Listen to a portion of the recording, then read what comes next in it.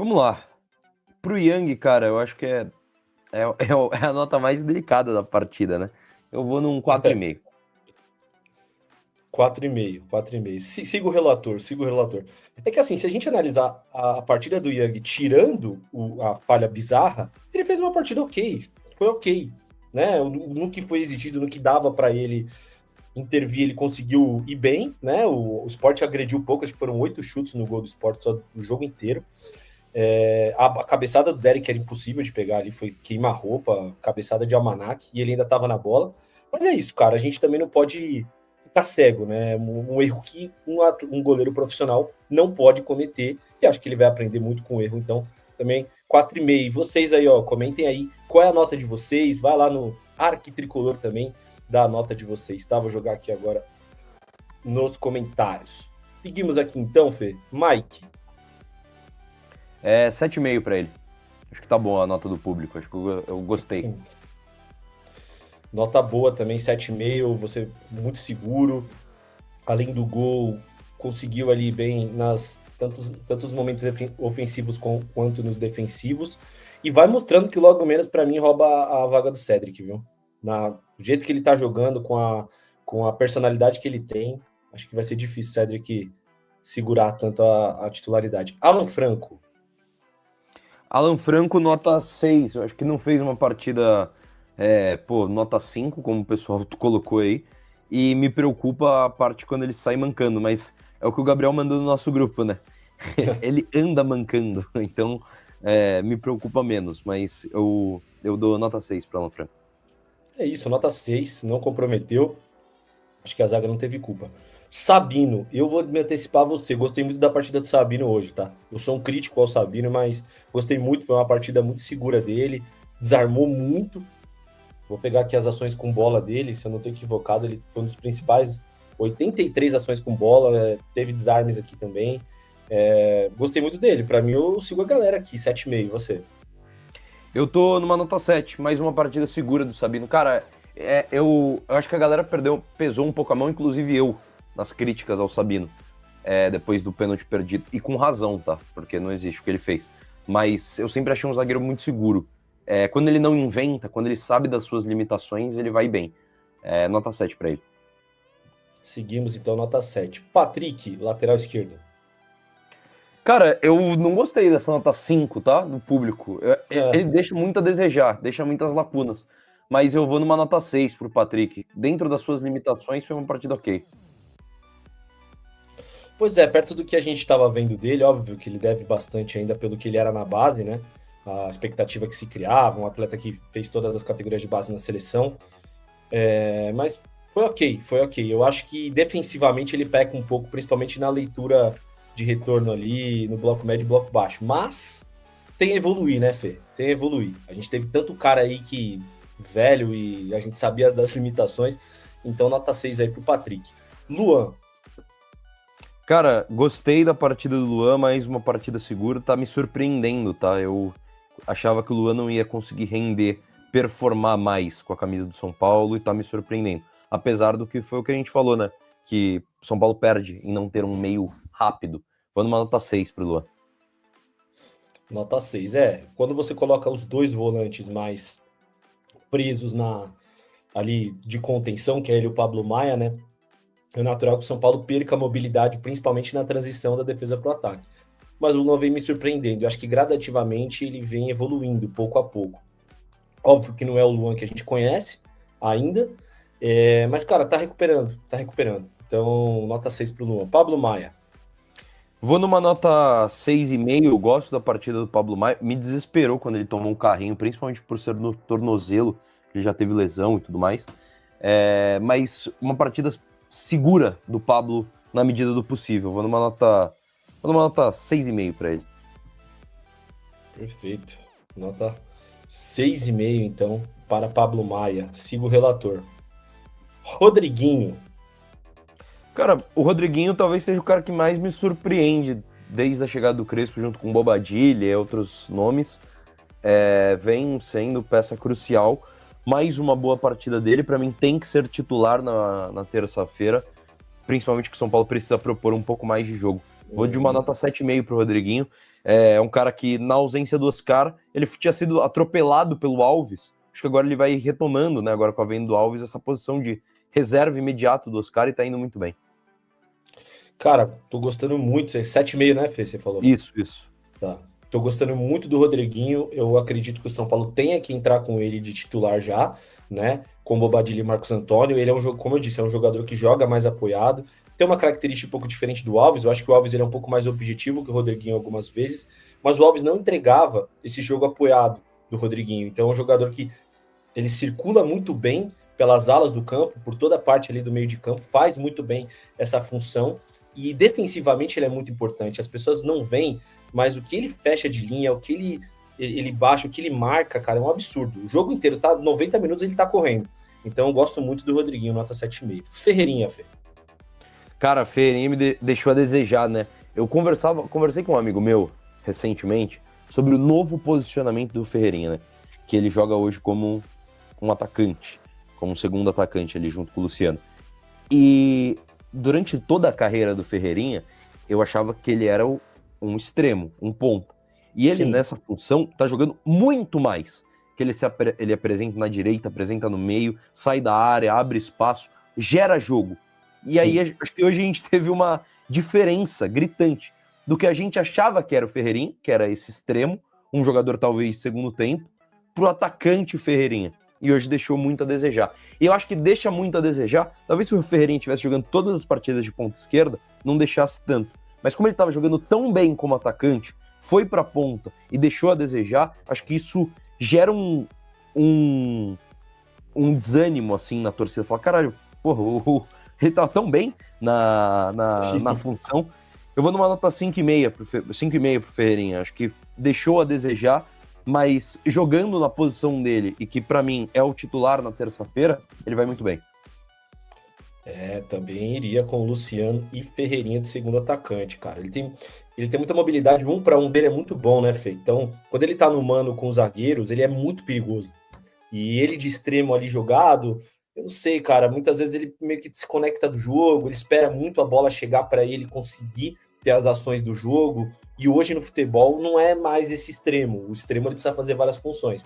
Concordo muito com você. Hoje foi muito mal, não gostei dele, cara. Ele vem assim, né?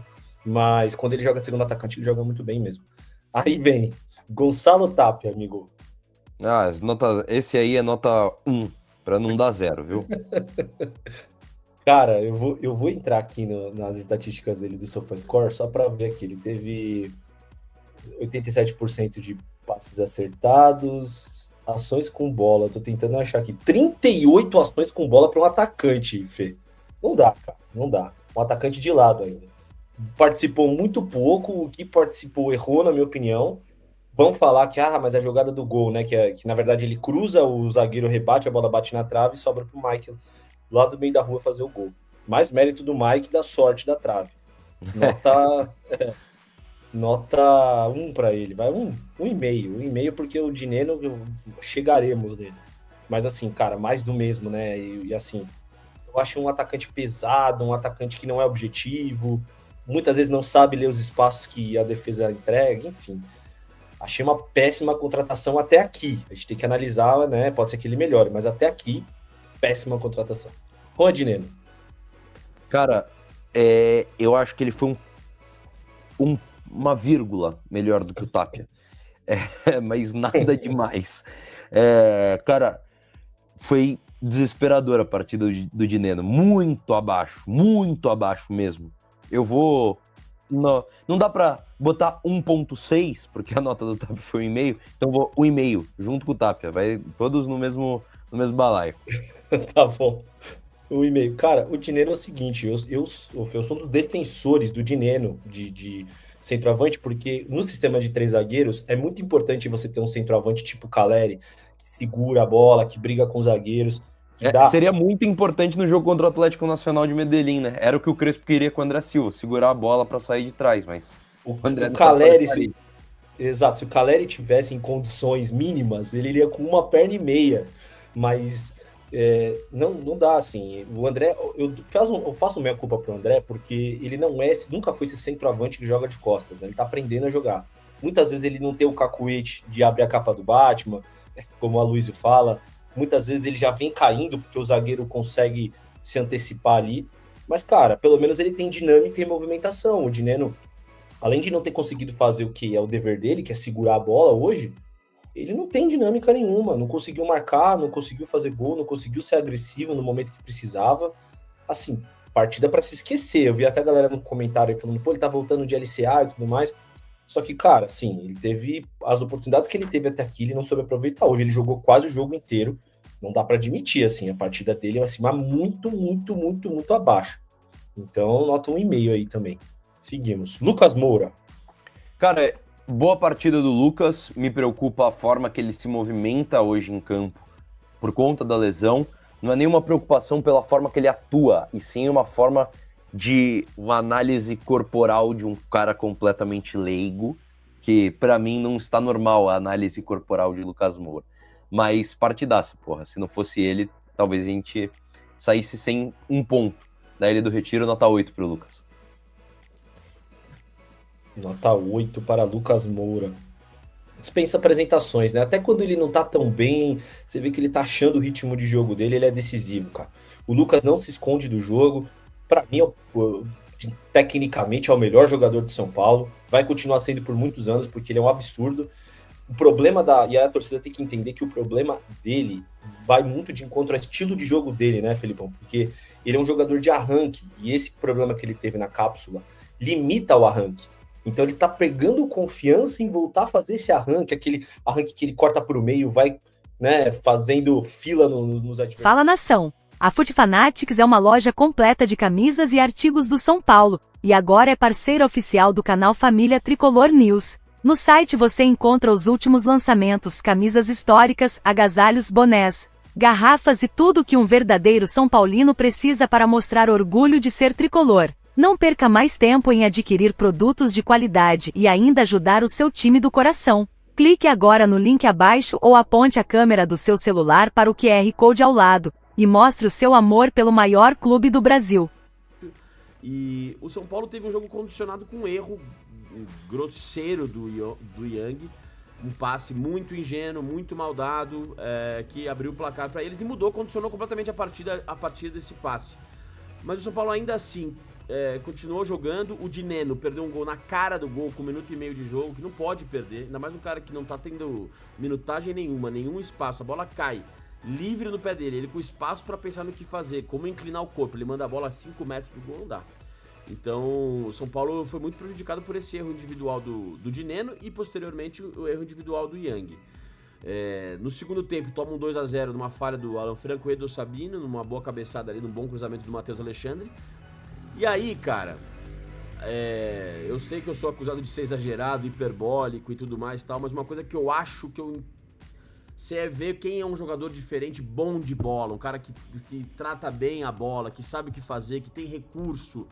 E o Henrique do Carmo, hoje, com a partida que ele fez, com assistência no primeiro gol, um escanteio primoroso na cabeça do Lucas, que foi muito bem no lance, mas um escanteio primoroso, e não foi só esse, outros escanteios bem batidos, toque de letra, dinâmica pelo lado direito, ganhou a maioria dos duelos, fez tabelinha com o Ferrarese, tabelinha com o Mike.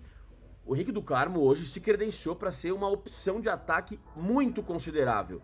E havia notícia de que o São Paulo estaria negociando ele com o PSV, emprestando ele para o PSV. Bom, se esse vídeo chegar na qualquer diretoria do São Paulo, que é membro, Belmonte, Rui Costa, Casares, Muricy, Nelson, Chapecó, quem é que seja, este moleque não pode ser vendido, de jeito nenhum. O São Paulo não pode se dar ao luxo de perder um moleque talentoso como esse. Pode ser que oscile, claro. Mas o São Paulo, diante da escassez absoluta que tem de jogadores criativos, técnicos, habilidosos, não pode abrir mão do Henrique do Carmo. Não pode. O moleque entrou hoje, mudou completamente o jogo, passa muito por ele.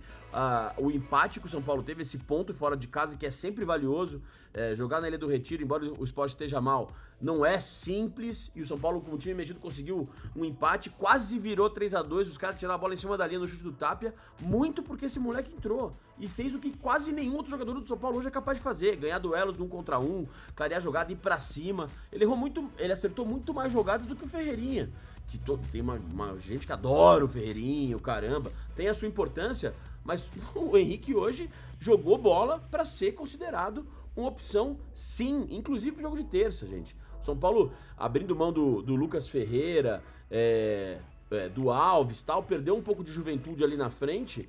Cara, hoje a única opção de velocista que tem é o Ferreirinha. E o Ferreirinha é um jogador que oscila muito durante os jogos. Não pode abrir mão. Não pode ser emprestado, vendido. Não pode. O Henrique do Carmo não pode. O Crespo tem que chegar agora e falar: ó, esse moleque não. Vocês já bateram a meta de vendas, conseguiram vender o Lucas Ferreira por uma grana pro Shakhtar.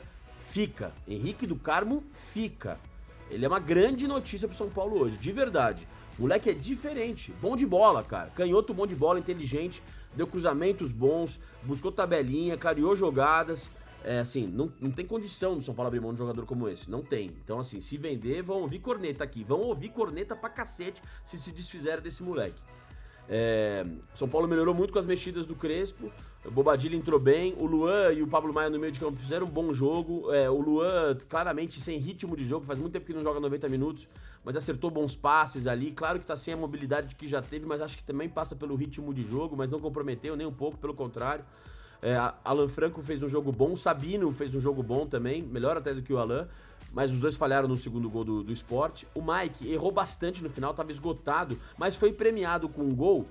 E assim, de verdade, cara, ele não é um primor de jogador, dá pra ver, cara. Ele é um arroz com feijão ali, cara. Ele é um jogador que vai errar, ele tem suas limitações. O mais talentoso da base era o Igor Felisberto, não era ele. Mas ele é um jogador sério, que joga, dá ali tudo que tem.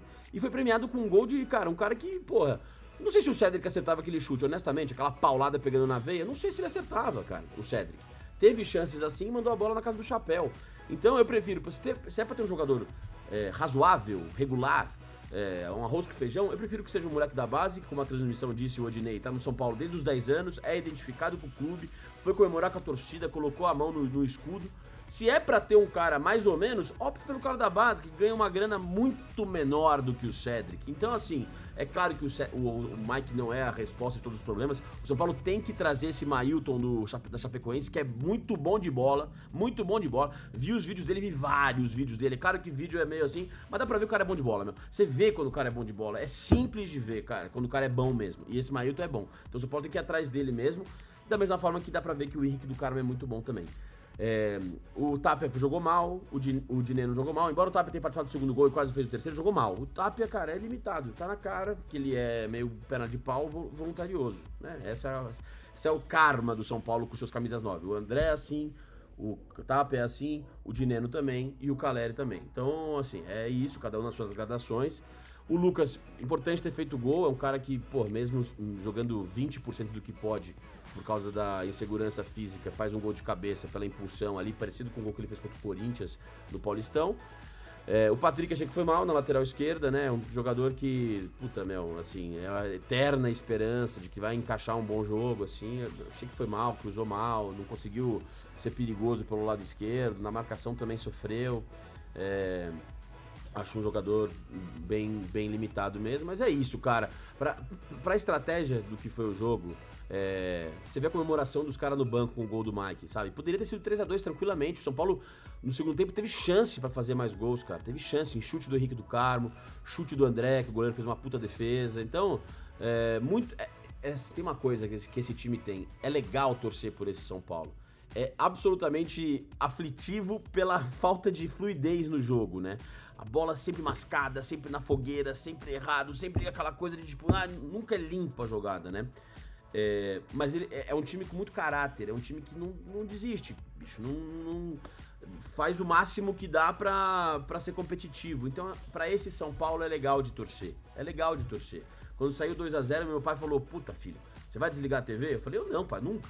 Não vou desligar a TV. E assim, o final do jogo mostra por que não desligamos a TV, porque eu nunca fiz isso na vida, mas porque, cara, eu sou os caras que se matam, meu. É isso que a gente quer. A gente entende as limitações, fica irritado pra cacete, quer mandar tomar no cu, mas os caras se dedicam. Eles tentam fazer o máximo que eles podem com as limitações que eles têm. Então quando surge uma coisa diferente, como esse moleque, puta que pariu, tem que proteger, bicho. Tem que proteger, tem que botar pra jogar o máximo possível, assim como o Rodriguinho, que foi poupado no segundo tempo, mas veio jogando bem, fez uma puta arrancada ali, lá Kaká mesmo, jogador inteligente. Rodriguinho, pra mim, eu já falei, pra mim tá pedindo passagem no lugar do Alisson, um jogador que dá dinamismo no meio de campo, tem recurso, E eu gosto de jogadores assim, cara. Se fosse pra optar entre um jogador talentoso, que é meio de lua, e um grosso que é grosso, puta, eu sempre vou optar pelo talentoso que pode eventualmente tirar uma coisa da cartola. O jogador que pode fazer isso hoje no São Paulo são poucos, né? É o Lucas, o Luciano, o Rodriguinho, agora o Henrique do Carmo também. Se você quiser ser muito generoso, o Ferreirinha, quando ele tá naqueles dias que ele consegue tirar uma rolinho contra o Juventude, caramba, mas é muito difícil, é muito raro.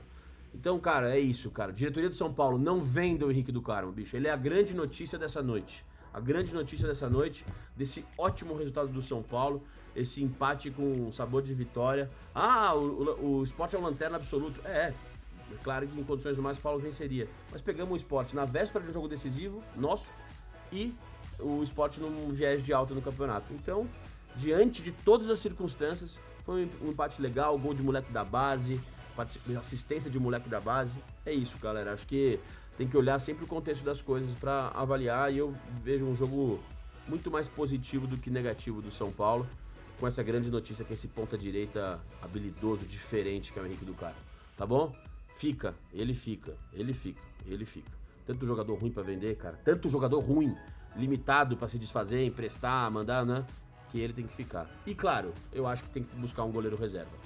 O Jandrei, ele está no Juventude, onde ele joga mesmo, né? Ele estava fora de posição do São Paulo, porque a posição dele é no Juventude e em times dessa prateleira. Mas o Yang mostrou hoje, né, cara, sem querer crucificar o moleque e tal, mas acho que o São Paulo precisa, caso aconteça alguma coisa com o Rafael, caramba, precisa de um cara mais pronto. Então, acho que dá para ir no mercado também para buscar um goleiro.